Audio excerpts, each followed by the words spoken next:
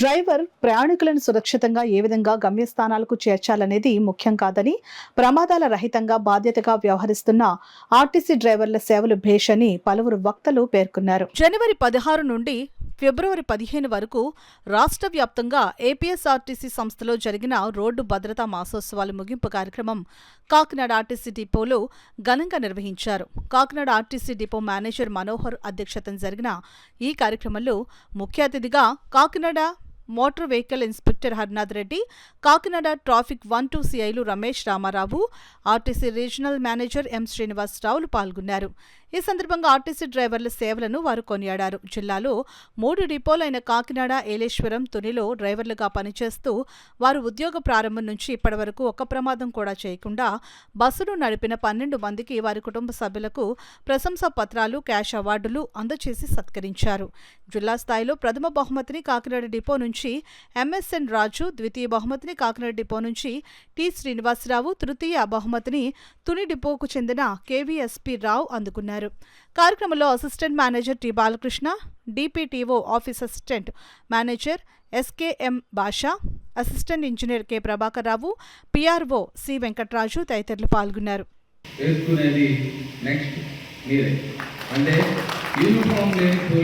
అంటే ఒక మేమున్న ఏసీ లెవెల్కి సేమ్ అదే విధంగా మీ యూనిఫామ్ వేసుకుని డ్యూటీ చేస్తారు.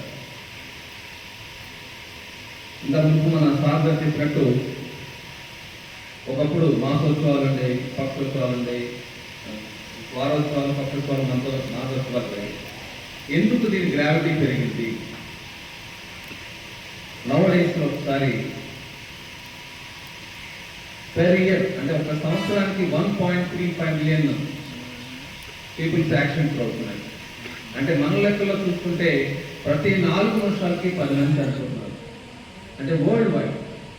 అంటే దీని మీద ప్రాధాన్యత అనేది చాలా ఇంపార్టెంట్. మనం జీడిపి అంటారు, ఐడియా ఉన్నాం. అంటే మన యొక్క దేశ అభివృద్ధి చెందాలంటే జీడిపి మీద ఆధారపడుతుంది. ఆ యొక్క గ్రోత్ మన యువత అవుట్ ఆఫ్ కంట్రీస్, ఇతర దేశాల వాళ్ళు మన యొక్క భారతదేశాన్ని చూసి భయపడుతున్నారు. కారణం ఏంటంటే సార్, యంగ్ జనరేషన్ ఉంది మన దగ్గర, ఫ్యూచర్ మనదే. అటువంటి ఫ్యూచర్ మన దగ్గర ఉన్నటువంటి మన జనరేషన్ చిన్న చిన్న తప్పుల వల్ల రోడ్ యాక్సిడెంట్లో వాళ్ళు పరిస్థితి కనబడుతుంది.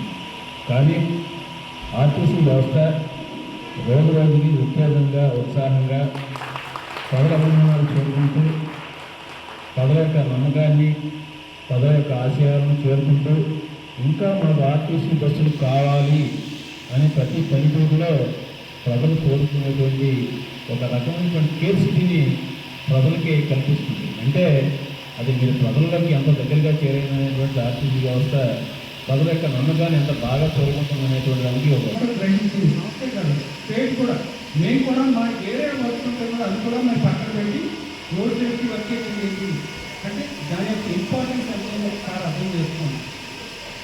మిగతా సంస్థలుగా మిగతా అక్కడ ఉన్న వేరే సంస్థలు ఉన్నాయి కదా, వాటిలో ఏంటంటే అవి డిఫరెంట్, ఆర్టీసీ అనేది డిఫరెంట్. ఆర్టీసీ అనేది ఒక డిస్ట్రిక్ట్ ఆర్గనైజేషన్, గవర్నమెంట్ రన్ చేసే ఒక ఆర్గనైజేషన్. దీంతో చాలా రకాలైన రూల్స్ ఉన్నాయి. అన్నింటిలోనూ ముఖ్యమైన ఏంటంటే డ్రైవర్ యొక్క కమ్యూనిటీ. అది ఒక పిల్లలు అనమాట. డ్రైవర్ కరెక్ట్గా అతను డ్రైవింగ్ చేసి సర్వీస్ చేస్తే మొత్తం ఆర్టీసీ మొత్తం కూడా పేరు వస్తుంది. ఆర్టీసీ మొత్తానికి కూడా ఒక డ్రైవర్ తప్పు చేసి డ్రైవర్ పొరపాటున ఒక యాక్సిడెంట్ జరిగితే తప్పు చేయక్కర్లేదు, యాక్సిడెంట్ ఇన్వాల్వ్ అయితే ఆర్టీసీ బస్ యాక్సిడెంట్ అంటే తప్పించి వేరే ఎవరు ఒక ఇంకేసి మెకానికల్ తప్ప అవ్వచ్చు, దాంట్లో మేబీ ఎవరన్నా కండక్టర్ తప్ప అవ్వచ్చు, ఏదన్నా ఎవరన్నా అవ్వచ్చు. బట్ ఒక బస్ యాక్సిడెంట్ అంటే అయిందంటే ఆర్టీసీ యాక్సిడెంట్.